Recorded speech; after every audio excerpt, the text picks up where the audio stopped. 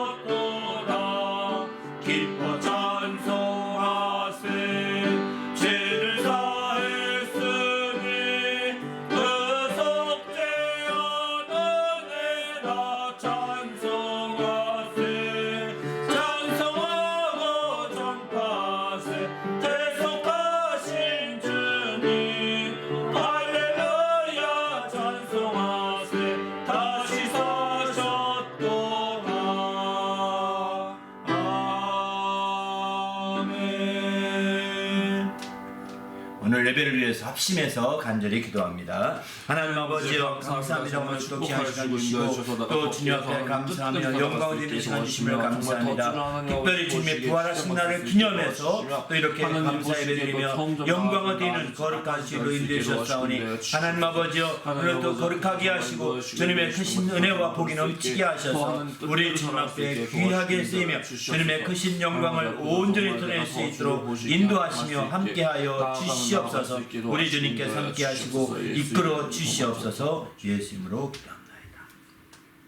하나님 아버지여 감사합니다. 오늘 또 거룩한 날 주시고 특별히 주님이 부활하신 날을 기념하여 감사하며 영광 돌리게 하심을 감사합니다. 오늘 모든 시간 하나님의 성령으로 충만하게 하시고 성령이 친히 인도하시는 귀한 예배가 되도록 예배의 시종을 역사하여 주시옵소서. 특별히 지혜로 풍성하게 역사하여 주셔서 주님의 지혜로 말미암아 자유와 생명이 풍성한 모든 시간과 순서들이 될 수 있도록 거룩하게 구별하시며 인도하여 주시옵소서. 마치는 모든 시간까지 우리 주님이 친히 함께 하시며 거룩하게 인도해 주시옵소서. 감사드리오며 우리 주 예수 이름으로 간절히 기원하옵나이다. 아멘. 전능하사 천지를 만드신 하나님 아버지를 내가 믿사오며 그 외아들 우리 주 예수 그리스도를 믿사오니 이는 성령으로 잉태하사 동정녀 마리아에게 나시고 본디오 빌라도에게 고난을 받으사 십자가에 못 박혀 죽으시고 장사한 지 사흘 만에 죽은 자 가운데서 다시 살아나시며 하늘에 오르사 전능하신 하나님 우편에 앉아 계시다가 내려서 산자와 죽은 자를 심판하러 오시리라. 성령을 믿사오며 거룩한 공예와 성도가 서로 교통하는 것과 죄를 사하여 주시는 것과 몸이 다시 사는 것과 영원히 사는 것을 믿사옵나이다. 하늘에 계신 우리 아버지여 이름이 거룩히 여김을 받으시오며 나라가 임하시오며 뜻이 하늘에서 이루어진 것 같이 땅에서도 이루어지이다. 오늘 우리에게 일용할 양식을 주시옵고 우리가 우리에게 죄 지은 자를 사하여 준 것 같이 우리 죄를 사하여 주시옵고 우리를 시험에 들게 하지 마시옵고 다만 악에서 구하시옵소서. 나라와 권세와 영광의 아버지께 영원히 있사옵나이다. 아멘.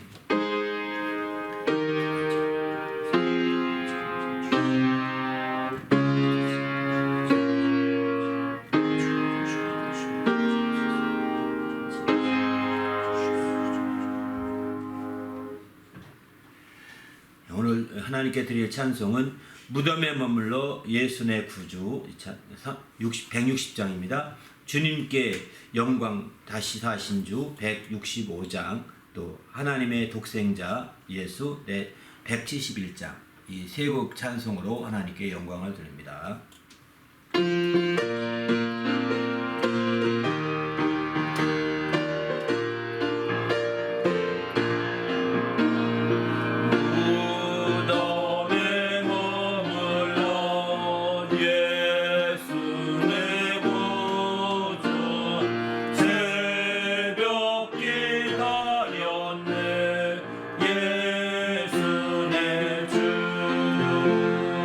원수 다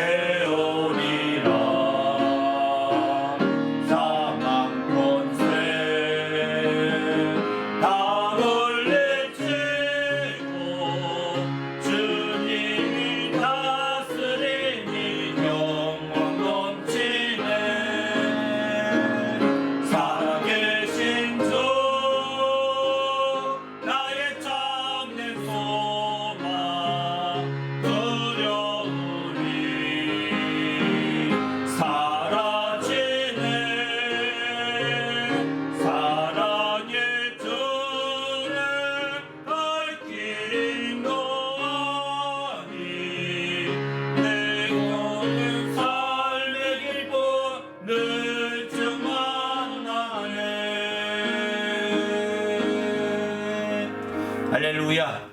함께 기도할 하나님, 오늘 또 주님 안에서 주의 말씀을 통하여 부활의 그 기쁨과 부활의 그 능력을 힘입는 모든 시간이 될 수 있도록 인도해 달라고. 우리가 어디서 정말 어떻게 기도하든 예배하며 기도하든지 정말 이 부활의 기쁨이 충만하며 부활의 능력을 힘입어서 우리도 정말 그 모든 고난을 죽음을 뚫고 일어서신 주님처럼 우리도 일어서는 거룩한 믿음의 성도들이 될 수 있도록 인도해 달라고 간절히 합심해 기도하고 이어서 봉헌 기도한 다음에 주의 말씀 나누도록 하겠습니다. 하나님 아버지여, 감사합니다. 오늘 또 거룩한 날 주시고 우리 주님 앞에 영광을 돌리며 주님을 기쁘시게 하는 모든 믿음의 시간을 주심을 감사합니다. 우리 하나님이 친히 함께 하시며 거룩하게 이끌어 주셔서 하나님 영광을 드리기에 조금도 부족함이 없도록 우리 아버지여 이끌어 주시옵소서. 생명과 성령으로 충만하게 하시고 하나님 영광을 드리기에 조금도 부족함이 없도록 이끌어 주시옵소서. 간절히 기도하옵나이다. 아멘.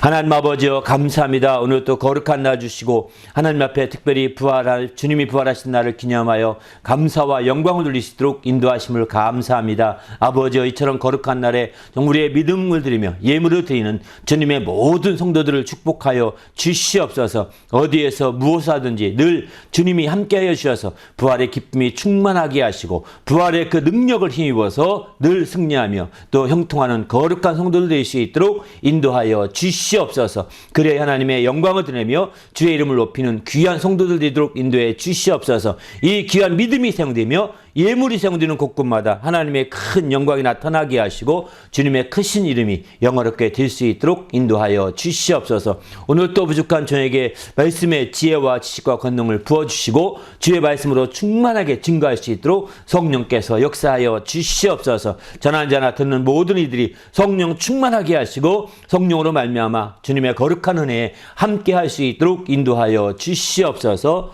우리 주님이 함께 하심을 감사하오며 예수님의 이름으로 간절히 축복하며 기도하옵나이다. 아멘. 네. 하나님 앞에 나올 때 또 거룩한 믿음과 예물을 드린 성도들에게 주님의 축복이 함께 하시기를 예수님의 이름으로 축원합니다. 아멘. 네. 하나님의 말씀은 골로새서 3장 1절부터 4절까지 말씀 보시겠습니다. 네. 골로새서 3장 1절부터 4절입니다. 네, 다 같이 합독합니다. 시작. 그러므로 너희가 그리스도와 함께 다시 살리심을 받았으면 위의 것을 찾으라. 거기는 그리스도께서 하나님 우편에 앉아 계시느니라. 위의 것을 생각하고 땅의 것을 생각하지 말라. 이는 너희가 죽었고 너희 생명이 그리스도와 함께 하나님 안에 감추어졌습니다. 우리 생명이신 그리스도께서 나타나실 그때에 너희도 그와 함께 영광 중에 나타나리라. 아멘.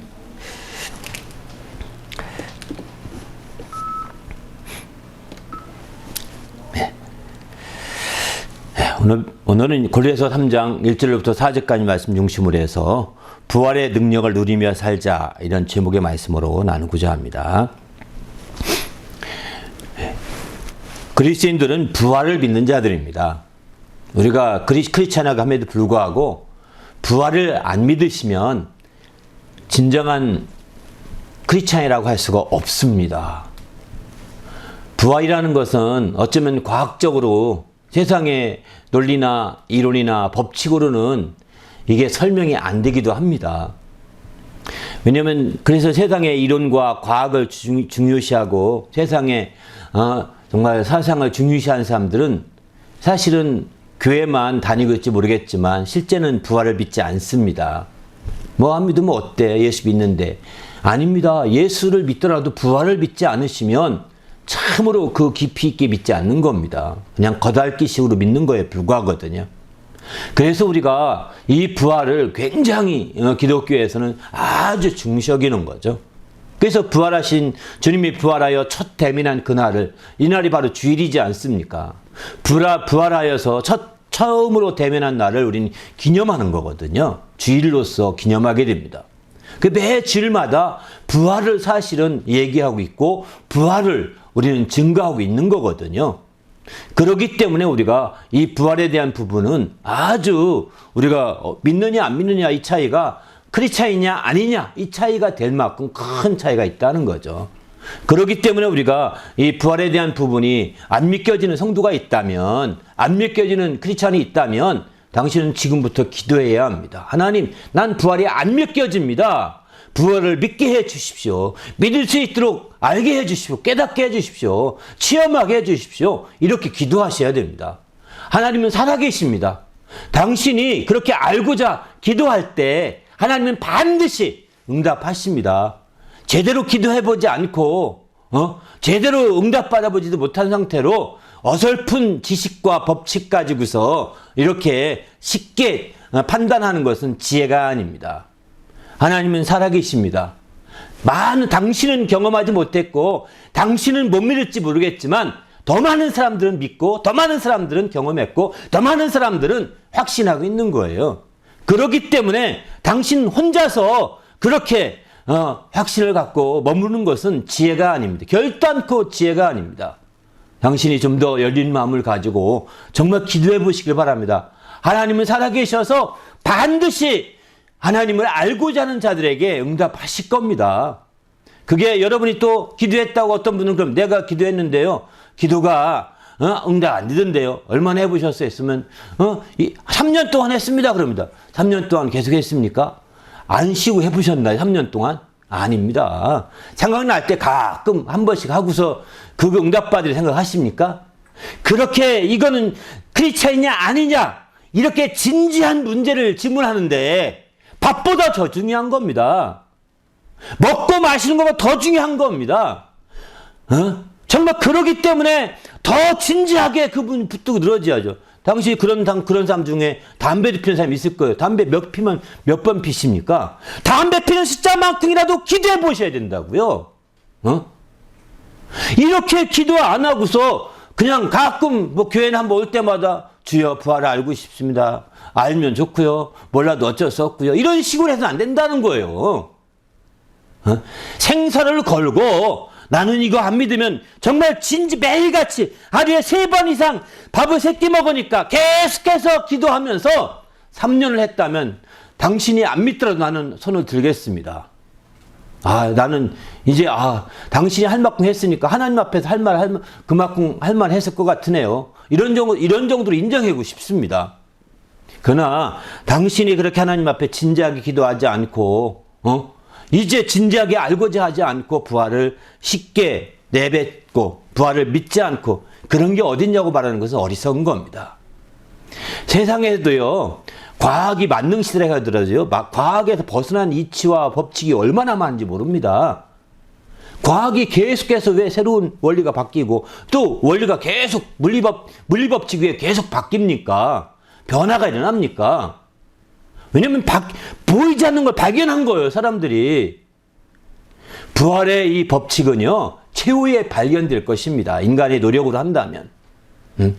이 과학도, 과학으로 논리가 아무리 해도 못 발견할 겁니다. 그래서 과학에서는 과학의 법칙으로 통용되지 않는 어떤 일이 벌어졌습니다. 세상에 그런 일이 많지 않습니까? 그렇게 됐을 때 세상에서는 기적이라고 합니다. 미러클이라고 표현하죠. 과학으로는 설명이 안 되는 어떤 기적이 일어나지 않습니까? 그런 기적이 세상에 얼마나 많은지 모르잖아요. 안 믿는 사람도 그건 인정하지 않습니까? 바로 부활은 사실 그런 차원에서 보면 기적과 같은 거죠. 왜? 과학의 법칙에서 벗어난 것이니까요. 특별히 이 세상의 법칙 중에 최후의 법칙 중에 하나가 죽음입니다. 죽음 다 죽는다는 거, 모두가 죽는다는 거, 이건 법칙이에요. 증명이 이미 됐습니다.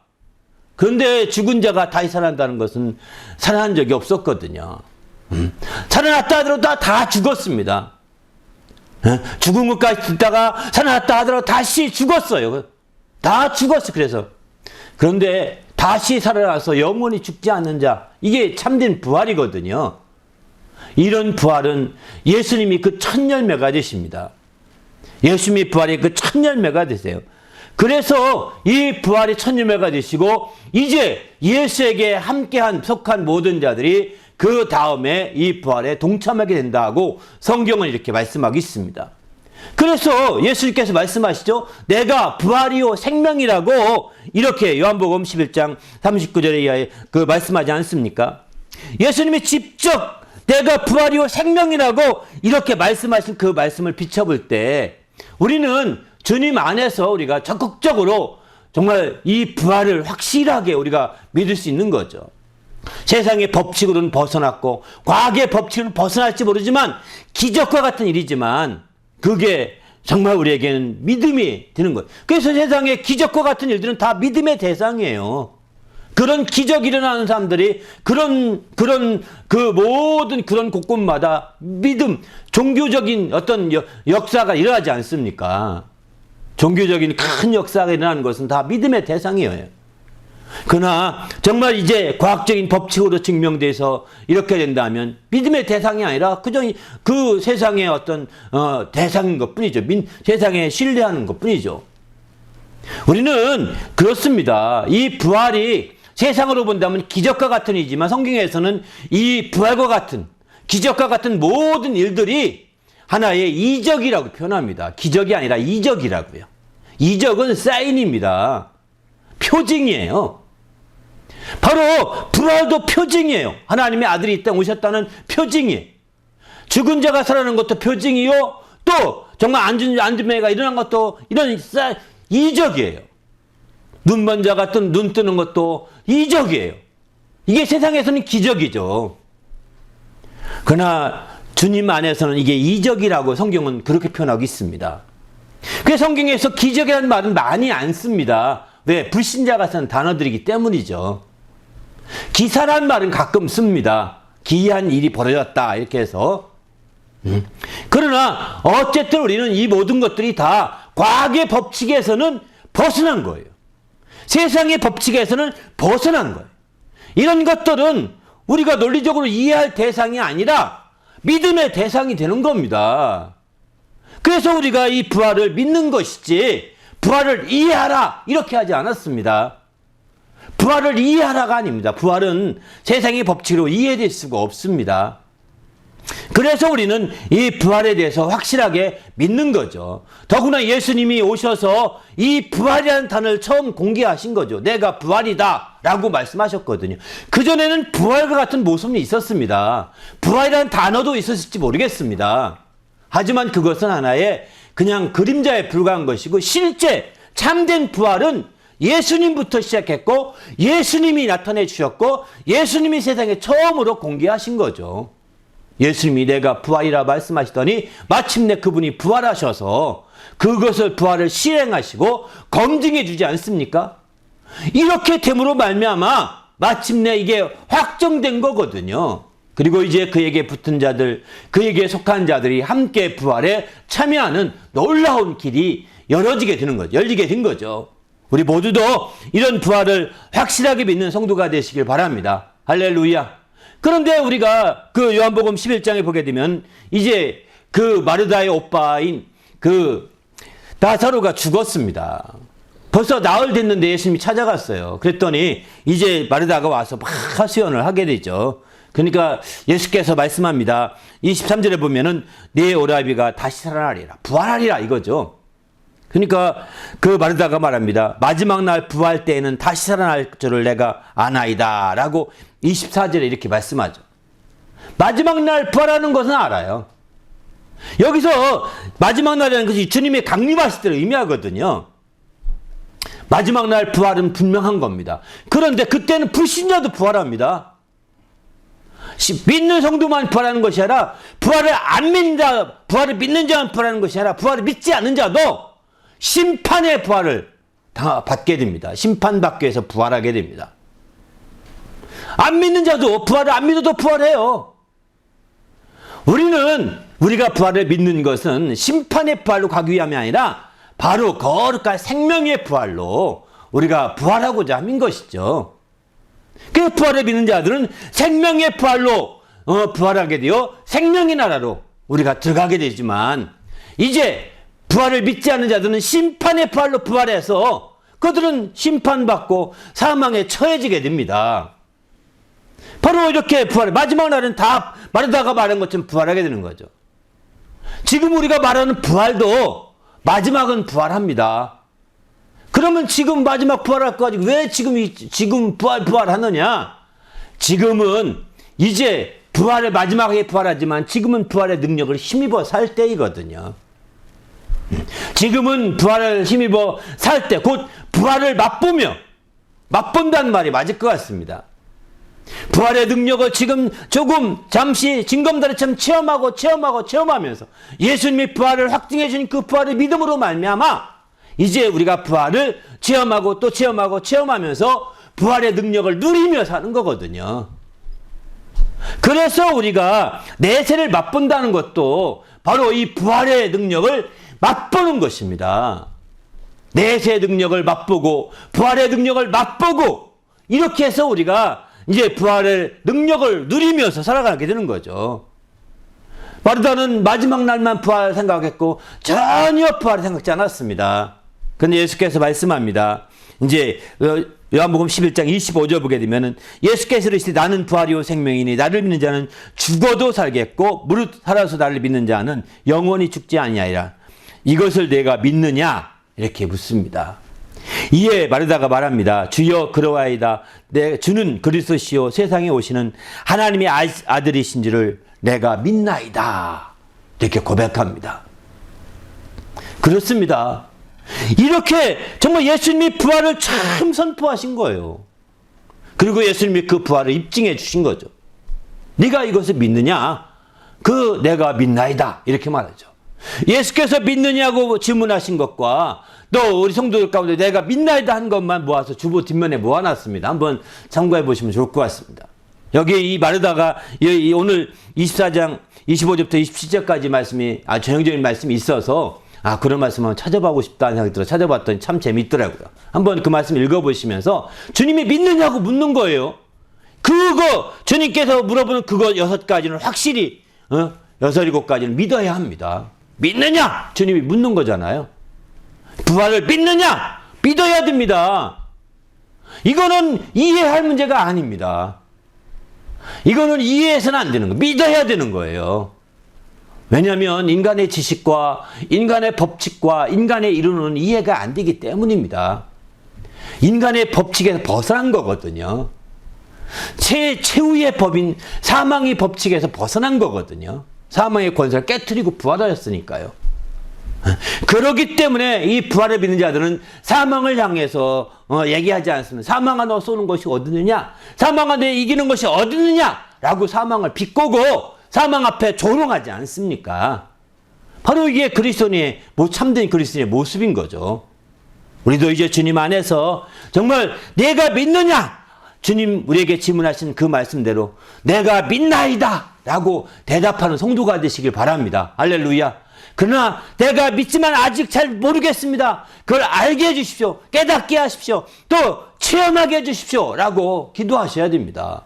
그러면 당신도 부활의 능력을 경험하시는 기회, 맛볼 수 있는 기회가 반드시 생기게 되고 그것으로 말미암아 이 부활을 더욱더 확실하게 믿고 나아갈 수 있는 성도가 될 것입니다. 우리 모두도 이렇게 부활을 확실하게 믿는 주님의 성도가 되시기를 예수님의 이름으로 축원합니다. 할렐루야. 그러면 이 부활을 주님이 처음 선포하시고 그것을 실행하시고 검증까지 하셨는데 바로 주님께서 이 부활은 누가 주도해 가시는가요?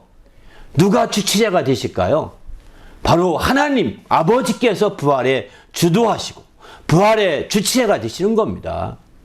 하나님의 아들이 부활하셨는데 하나님의 아들도 삼위일체의 한 분이신 하나님이시죠. 그분 능력으로도 부활할 수 있을 것입니다. 그런데 그렇게 하지 않았습니다. 그는 십자가에 모든 죄를 인류의 죄를 뒤집어 쓰시고 첫 아담의 죄를 다 뒤집어 쓰시고 그냥 죽으신 거예요. 그때에 그의 남은 능력으로 살아나는 것이 아니라 아버지께서 그를 살리셨다는 것입니다. 하나님이 그를 살리셨다. 아버지께서 그를 살리셨다라고 사도행전은 아주 강조하고 있습니다. 사도행전에 보게 되면 이렇게 말씀하죠. 바로 10장 40절 보게 되면은 하나님이 사흘 만에 다시 살리사 나타내시되 하나님이 하셨다는 겁니다. 이 사도행전 2장 32절도 보면 이 예수를 하나님이 살리신지라 우리가 이 일의 증인이로다 이렇게 말합니다. 하나님이 이 예수, 죽으신 예수를 살리신 겁니다. 할렐루야. 하나님께서 살리시는 거예요. 예수님이 죽었다가 살아났다면 잠시 실신했다가 일어난 것에 불과한 거거든요. 예수님은 시신했다가 일어나는 것이 아니라 완전히 죽으신 겁니다. 완전히 죽었다는 것을 믿어야 돼요. 시신했다가 살아나는 것은요, 이건 믿음이야. 우리 믿음의 대상이 아닙니다. 세상의 사람들이 정말 죽었다가 살아나는 것은 시신했다가 살아나는 거거든요. 그건 완전히 죽은 것이 아니죠. 죽으면 끝나서 완전히 사라져 버려야 되는데 죽지 않고 살아났다. 이것은 그저 나사로가 오늘 살아났죠. 여기서도 보게 누가 그래 요한복음 11장에 보게 되면 그것도 그저 부활이 아닙니다. 참된 부활이 아닙니다. 나사로가 다시 죽었거든요. 그것도 실신했다가 살아난 것이죠. 얼마나 실신했는지 나흘 동안 실신했으니 정말 오랫동안 죽어있던 상태였죠. 그러나 다시 살아난 것은 그것은 부활이 아니에요. 실시했던 자들이 살아나는 것에 불과한 겁니다. 바로 그러나 이제 주님께서는 죽으셨다 부활했다는 것은 실신했다 살아나는 것이 아니에요. 나사로는 나흘 만에 이렇게 살아났지 않습니까? 예수님은 만 사흘 만에 살아나셨는데 나사로보다 실신했다고 해도 과언이 아니잖아요. 그런데 실신한 것이 아니었습니다. 하나님이 완전히 그를 죽으셨다고 했어요. 어떻게 죽으셨냐면 그의 물과 피를 다 쏟으시고 창으로 찔러서 지금 물과 피를 다 쏟으시고 완전히 죽었다는 것을 확인했거든요. 법적으로 확인된 겁니다. 죽음을. 그래서 장사까지 지낸 바가 되었거든요. 그런데 주님께서 마침내 아버지께서 그를 살리신지라 살아나신 거죠. 그래서 주님이 살아나셨다고 할 때 아버지께서 그를 살리셨다. 다시 살리셔서 아버지께서 부활시키셨다. 이걸 강조하셔야 되는 거예요. 주님이 부활하셨다고 할 때 주님 스스로 부활하신 것이 아니라 아버지께서 그 살리신 것을 우리는 믿는 거죠. 그렇게 해서 마침내 주님께서 이제 다시 살아나셔서 잠자는 자들의 첫 열매가 되신 거죠. 왜 첫 열매라고 하셨냐면 참된 부활의 첫 번째 부활하신 분이기 때문입니다. 이렇게 정말 한 번 부활하셔서 영원히 죽지 아니하시는 그런 부활로 첫 번째 부활하신 분이시거든요. 우리 주님이. 그렇기 때문에 첫 열매라고 성경은 이렇게 강조하고 있습니다. 우리도 이제 주님 안에서 이렇게 주님 안에서 정말 이 부활을 확실하게 믿고 부활에 동참하는 주님의 성도가 되시기를 예수님의 이름으로 축원합니다. 할렐루야. 그러면 우리는 어떻게 부활하게 될까요? 고린도 전서 6장 14절 보면 이렇게 말씀합니다. 하나님이 주를 다시 살리셨고 예수님만 살리신 것이 아니라 또한 그의 권능으로 우리를 다시 살리시리라. 이렇게 표현합니다. 바로 우리가 부활하는 것도 하나님의 권능으로 부활하게 되는 거죠. 하나님이 우리 주님을 다시 살리셨고 하나님의 권능으로 우리를 다시 살리시리라고 말씀하고 있습니다. 우리가 부활하는 것도 하나님이 사실 권능으로 살려주시는 것이죠. 그래서 우리가 이제 주님 안에서 완전히 새롭게 되는 것을 성경은 말씀하고 있습니다. 그러므로 우리는 주님은 이렇게 그러면 주님께서 우리가 이렇게 다시 살려주신 목적이 무엇이냐? 고린도후서 1장 9절 이렇게 말합니다. 바로 우리가 자기 자신을 의지하지 말고 오직 죽은 자를 다시 살리시는 하나님만 의지하게 하려 하심이라 이렇게 표현하고 있습니다. 우리 주님께서 이렇게 부활하도록 우리를 믿음을 주시고 부활의 능력을 힘입어 살게 이렇게 하시는 것은 자기 자신을 의지하지 말고 오직 죽은 자를 다시 살리시는 하나님만 의지하게 하려고 하신 것이라고 고린도후서 1장 9절은 이렇게 말씀하고 있습니다. 그래서 우리가 적극적으로 주님을 의지해야 되는 거죠. 전에 가서는 이제 로마서 6장 13절 이렇게 말합니다. 바로 너희 지체를 불의의 부기로 죄에게 내주지 말고 오직 너희 자신을 죽은 자 가운데 다시 살아나신 자같이 하나님께 드리며 너희 지체를 의의 무기로 하나님께 드리라. 이렇게 표현합니다. 바로 죽은 자 가운데 다시 살아난 자같이 하나님께 드리기 위해서 의의 무기로 드려지기 위해서 우리가 하나님께 살려주신다는 거죠. 부활케 하시는 거죠. 부활의 능력을 힘입어 살 수 있도록 인도해 주시는 겁니다. 그러므로 우린 주님 안에서 적극적으로 주님의 부활에 대한 확신을 가지시고 이런 믿음을 가지고 이제 정말 자기를 의지하지 말고 우리 부활하게 인도하신 그 하나님을 의지하고 또 그 하나님께 우리가 온전히 드려주시는 성도가 되시기를 예수님의 이름으로 축원합니다. 할렐루야. 그러면 우리는 이제 이 부활이 어떻게 더 부활의 신앙이 어떻게 더 발전되어야 될까요? 부활의 신앙이 한 단계 더 발전된다면 재림의 신앙으로 발전돼야 됩니다. 왜냐하면 부활이 이루어질 때 그 재림 시기거든요. 재림 시기. 고린도 전서 15장 23절 보면 이렇게 말합니다. 부활에 대해서 말씀하시는데 각각 자기 차례대로 부활하리니 먼저는 첫 열매인 그리스도요. 다음에는 그가 강림하실 때 그리스도에게 속한 자요.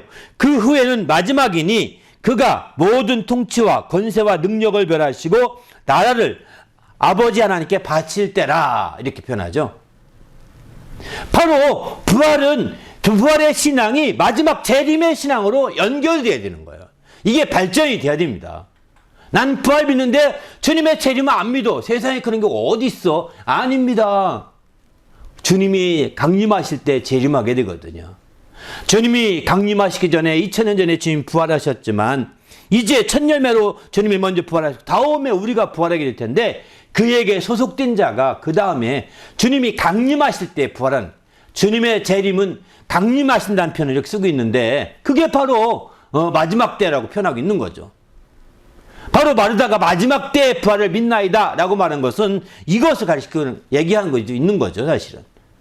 그만큼 우리는 마지막 때까지 종말론의 신앙으로 우리가 부활의 신앙을 믿는다면 종말론의 신앙으로 또 주님의 재림에 대한 확고한 확신으로 우리 신앙이 발전되고 그렇게 앞으로 그런 방향으로 나아갈 수 있을 때 참으로 우리의 부활의 신앙이 아름답게 꽃필 수 있는 것이죠. 그러나 우리 부활은 믿는다고 하면서 재림에 대해서 의심하고 또 재림에 대해서 이렇게 부정한다면 이것은 지혜가 아닙니다. 이게 같이 다 연결된 거거든요. 다 연결되어 있는 겁니다. 그래서 주님 앞에 영광을 돌리는 거룩한 성도가 있는 거죠. 되는 것이죠. 이제 주님이 재림하시는 그날에는 나팔 소리가 불고 하나님께 영광이 드러나게 되죠. 지금은 이제 이스라엘 달력으로는 지금이 1월 달입니다. 지금 우리 3월이지 않습니까? 4월이잖아요. 지금이 1월 달이에요. 6월절 있는 달이 1월 달입니다. 그리고 7월 달, 이스라엘 달력 7월 1일이 이제 사실은 어떤 날이냐면 나팔절이라고 해서 나팔을 붑니다. 그날이 바로 주님의 강림하심을 예비하는 날이기도 합니다. 7월달 7월 1일이 그날 나팔절에서 그날 나팔을 불게 되고 그 다음에 이제 7월 10일에는 속죄일이고 그 다음에 7월 15일에는 이제 초막절 시장절에 의해서 큰 잔치가 벌어지게 되죠. 사실은 이게 이스라엘 달력으로 펼쳐지는 하나의 어떤 큰 절기들이죠. 이것처럼 이제 우리가 부활절을 믿는다고 한다면 이제 마침내 나팔절이 있듯이 이제 주님의 재림하신 그날을 준비해 가야 되는 거죠. 바로 그때에 비로소 완전한 부활이 이루어지기 때문입니다.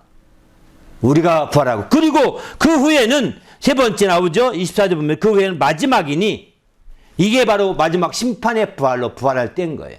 그때 언제냐? 마지막에 그 모든 통치와 모든 권세와 모든 능력을 멸하시고 나라를 아버지 하나님께 바칠 때라 이렇게 말하죠. 모든 최후의 심판이 끝나서 다 끝날 그때에 심판의 부활로 부활해야 한다는 거예요. 이거는 믿지 않는 자, 부활을 믿지 않는 자들이 그때 부활하게 되는 것이죠. 우리 모두 주님 안에서 정말 주님의 속한 자가 되어서 주님이 강림하실 때 부활에 함께 동참하고 그때에 참된 믿음을 가진 어떠한 살아있는 자들은 휴거를 당하게 되죠. 그래서 부활과 같이 영원히 죽지 아니한 몸으로 호련히 변화된다고 성경은 이제 강조하고 있습니다. 우리도 이제 주님 안에서 이런 정말 신앙의 우리의 정말 신앙의 과정들을 확실하게 아시고 믿음을 더욱더 견고하게 가지는 성도가 되시기를 예수님의 이름으로 축원합니다. 이렇게 부활의 신앙이 재림의 신앙으로 발전하여서 주님의 부활의 능력을 더욱더 누리고 맛보면서 사는 자들은 그러면 어떻게 해야 할까요? 오늘 성경은 오늘 본문은 이렇게 말합니다. 위의 것 생각하고 땅의 것 생각지 말라 이렇게 말하죠. 3장 1절 보게 되면 너희가 그리스도와 함께 다시 살리심을 받았으면 부활을 힘입어 산다면 위의 것을 찾으라. 거기는 그리스도께서 하나님 우편에 앉아 계시느니라. 3장 2절 위의 것 생각하고 땅의 것 생각하지 말라 이렇게 말하지 않습니까? 이제 주님의 부활을 누리며 부활의 그 능력을 맛보며 사는 자들은 이제 위의 것 생각해야 되는 거예요. 땅의 것 생각하지 말고 위의 것 생각하며 더욱더 주님이 오시는 날을 바라보며 정말 그 날을 간절히 사모하라고 말씀하지 않습니까? 재림신앙으로 우리 발전되어서 간절히 그 날을 사모하는 자가 되는 거죠. 이렇게 될 때 우리 하나님을 참으로 기쁘시게 할 수 있음을 성경은 이렇게 강조하고 있습니다. 우리 모두도 이제 주님이 오시는 그날에 정말 온전히 주님과 함께 바라보시길 바랍니다. 할렐루야. 바로 그래서 위의 것을 찾고 땅의 것 생각지 말고 정말 나아가는 주님의 성도가 되시길 바랍니다. 그러면 왜 위의 것을 찾아야 될까요? 우리가 한번 생각해 보죠. 그것은 바로 주님이 우리 예수 그리스도께서 하나님 우편에 앉아 계시기 때문이라고 보면은 이렇게 말씀하십니다. 그분이 하나님 우편에 앉아 계시다는 거예요. 그러면 그분이 앉아서 그냥 멍하게 이렇게 계신 걸까요? 아닙니다. 하나님 우편에서 그분은 뭐 하시느냐? 바로 그분은 이 로마서 보면 이런 말씀을 8장에 보면 바로 그는 하나님 우편에 계신 자요 우리를 간구하시는 자라고 이렇게 34절에 이렇게 표현하고 있습니다. 그는 하나님 우편에 계신 자요 우리를 간구하신 자라. 로마서 8장 34절 누가 정죄하리요 죽으실 뿐 아니라 다시 살아나신 이는 그리스도 예수시니 그는 하나님 우편에 계신 자요 우리를 위해서 간구하시는 자라는 겁니다. 그분이 하나님 우편에서 그냥 띵까띵까하고 노는 분이 아닙니다. 우리 성도들에서 무엇을 간구할까요? 바로 대지상이 지성소에 들어가게 되면은 이제 계속해서 기도하거든요. 중보기도를 계속합니다. 성도들을 위해서 계속해서 기도합니다. 그 기도가 다 상달될 때에 하나님의 음성을 듣고 이제 다 속죄가 이루어졌다 음성을 듣고 나오게 되는 거죠. 두 번째 다시 들어갔다 나올 때 그때가 두 번째 나오게 되는데 그때가 재림 때입니다.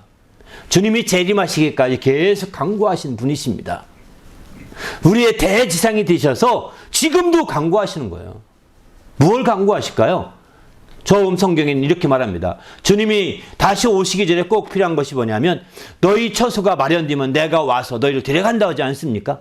주님이 재림하시기 전에 처소를 위해 간구하고 계시. 주님이 직접 처소를 만드는 것이 아니라 처소를 간구하고 계시는 거죠. 아무 교회의 처소, 누구 처소를 계속 처소를 위해 간구하고 계실 것입니다. 더 나가서 간구하는 것은 또 내가 아버지께 가면 보혜사 성령을 구해서 보내주시겠다 이렇게 말씀하셨거든요.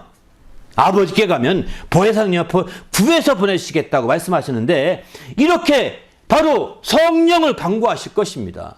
지금도 그래서 성령의 역사가 계속되는 겁니다. 어떤 어리석은 사람들은 성령의 역사는 사도시대 초대교회 당시로 끝났다고 말합니다. 주님이 간구는 어디 갔고요? 주님도 간구가 다 끝났나요? 그때로요? 지금도 내가 아버지께 가면 성령을 구해서 너에게 보내주자는 기도는 지금도 계속되고 있는 거예요. 지금도. 한 번 성령을 끝나는 것이 아니라 우리는 그렇기 때문에 우리가 성령의 역사를 지금도 오늘날 21세기 와서도 체험하고 경험하고 성령의 인도를 받으며 살게 되는 것이죠. 주님은 이 성령을 받게 하려고 정말 너희는 예수님을 떠나지 말고 기다리라고 하지 않습니까? 기다리라고.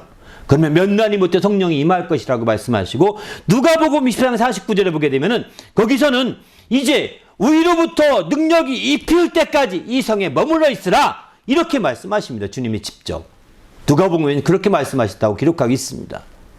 위로부터 하나님 약속하시고 내가 너에게 보내리니 너희 위로부터 능력으로 입혀질 때까지 이 성에 머무르라 이렇게 말하고 있는 거죠. 그만큼 성령의 역사는 이게 바로 성령이시거든요. 위로부터 입혀지는 능력이 성령으로 말미암아서거든요. 성령으로 말미암아서 이루어지는 거예요. 그런데 이 성령을 받으라 하신 것은 언제일까요? 부활하신 후부터 성령을 받으라 하신 겁니다. 부활하기 전까지는 성령을 받으라 한 적이 없습니다. 성령을 주님에 보내신다고만 말씀하시고 성령을 내가 가는 게 유익하다 가서 성령을 아버지께 구하여서 보내겠다라고 약속만 하신 것이지 이제 성령을 받으라 한 적이 없어요. 그런데 주님이 부활하시고 나서 처음 제자들이 나타났을 때 성령을 받으라 라고 명령을 하신 거죠. 바로 성령은 부활하신 이후에 비로소 입혀지게 된 거예요. 그래서 부활의 신앙을 가진 자들은 이제 위로부터 입혀지는 이런 능력을 사모해야 되는 거죠. 오히려부터 입혀지는 능력을 사모해야 되는 거죠.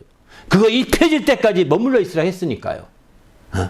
바로 부활의 능력을 힘입고 그 부활의 능력을 맛보며 사는 자들이 한다면 우리는 누구보다도 위의 것을 찾아야 되는 거예요. 그래서 위의 것을 찾으라는 겁니다.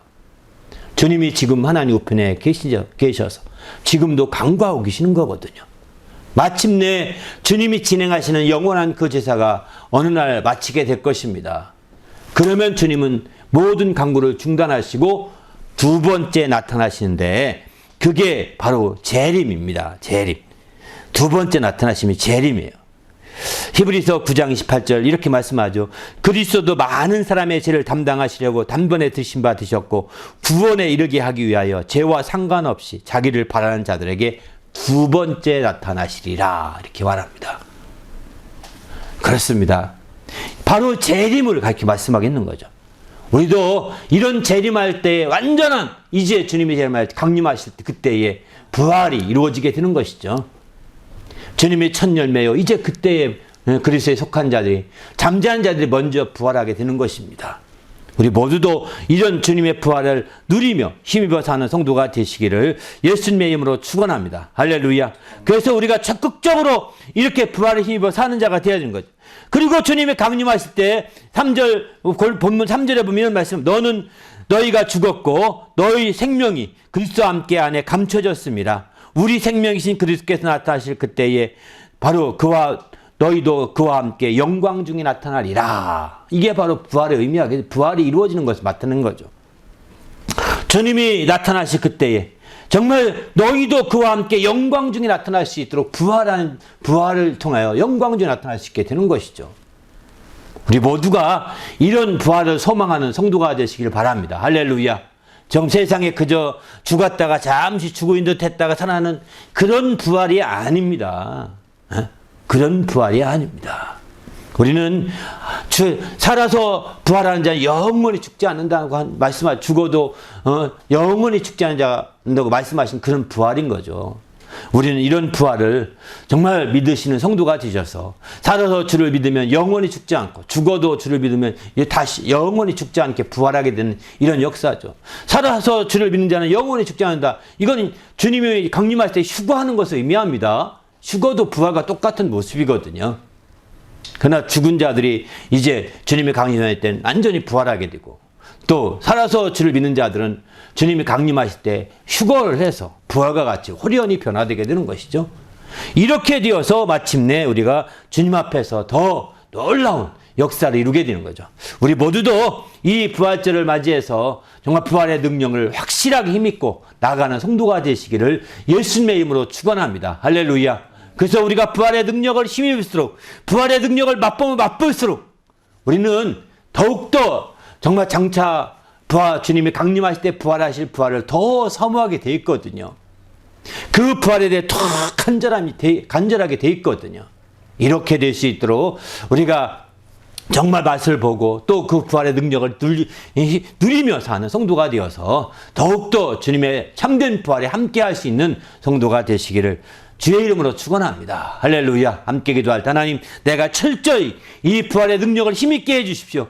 부활의 능력을 맛보며 사는 자가 되게 해주십시오. 우리로부터 입혀질 그 능력, 그 부활의 능력, 부활의 놀라운 역사들이 우리가 정말 우리 가운데 체험되게 해주십시오. 그것을 맛보고 알게 해주시고 경험하게 해주시고 누리며 살게 해주셔서 정말 장차 이루어질 주님이 강림하실 때 이루어질 그 부활에 함께 동참하며 정말 영광 중에 나타날 수 있는 귀한 성도가 될 수 있도록 인도해달라고 간절합심해서 기도합니다. 하나님 아버지여 감사합니다. 우리 주님이 함께 하시고 인도해 주셔서 오늘 또 우리 하나님 앞에 늘 깨어있게 하시고 생명과 성령이 충만하게 하시며 주님 영화롭게 하기에 조금도 부족함이 없는 귀한 성도들, 복된 성도들 될 수 있도록 인도하여 주시옵소서. 계산 하나님을 기쁘시게 하며 하나님 영광 같은 내기에 조금도 부족함이 없는 성도들 될 수 있도록 인도하여 주시옵소서. 오늘 또 주의 말씀으로 채워주시고 주의 은혜로 채워주시고 주의 복으로 채워주시옵소서. 그래야 하나님을 기쁘시게 하며 하나님 영광 같은 내기에 조금도 부족함이 없는 귀한 삶이 될 수 있도록 인도하여 주시옵소서. 예수 이름으로 간절히 기도하옵나이다. 아멘.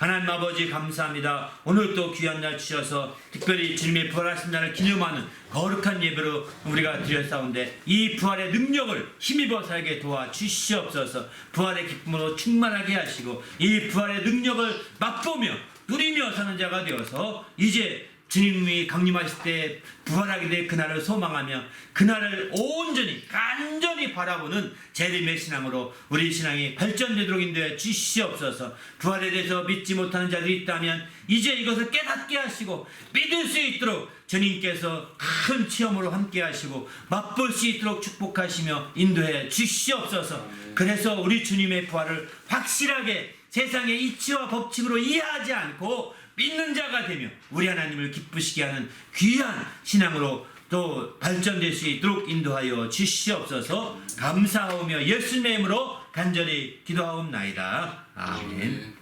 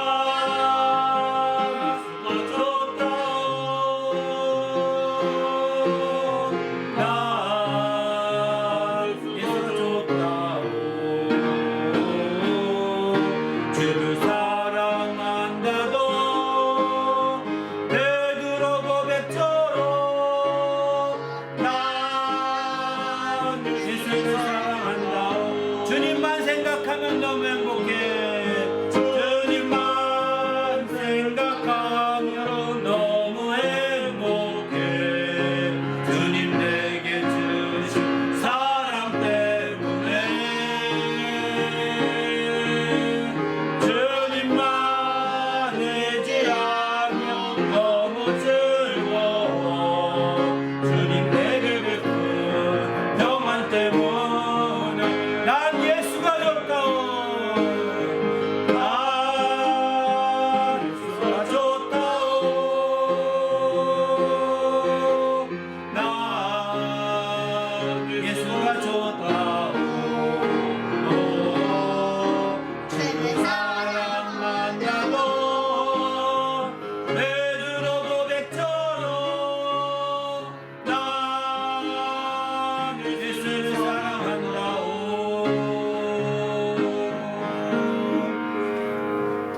해피 이스터. 할렐루야. 네. 기도합시다. 이제는 우리 구주 예수 그리스도 은혜와 하나님 아버지의 크신 사랑과 성령님의 그 교통하심이 이제 주님 안에서 부활의 능력을 누리며 부활의 능력을 맛보며 힘있고 살기로 결심하고 들어가는 모든 믿음의 성도들 위에와 그 가정과 교회 위에 지금부터 영원토록 함께 있을지어다. 아멘.